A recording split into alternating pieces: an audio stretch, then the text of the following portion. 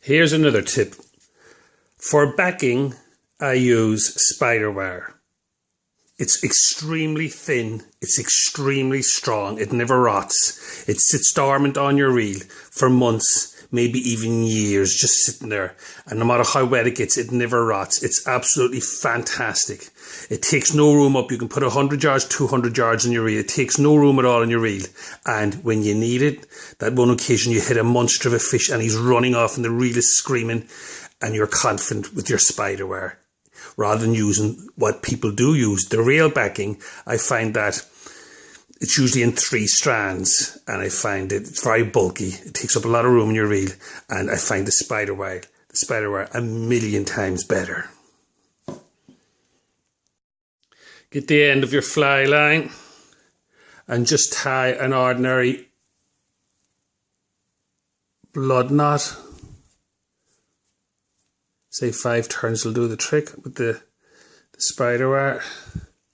In here, I do a tucked blood knot. Back in here, tighten that up. Put this onto the very, very end of your fly line and pull it tight, very tight, like that. And then it'll strip off the bit of plastic like that. Now you have the inside of your fly line, which is what you want. Get a needle and put your spider wire through the little needle. Then get your needle and fish it up through the end of the fly line like that, twisting it around nice and gently and pushing it through. Get it up as far as you can. Try and work it up as far as you can. And then pierce it through like that. And bring it right through like that. And then an ordinary knot.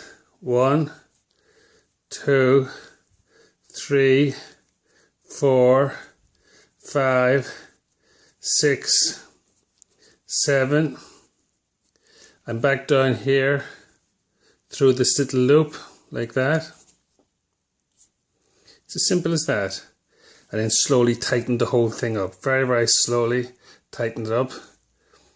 Cutting this piece off, the bit that you don't need. I like to leave a little bit, 1 or 2 centimeters, like that.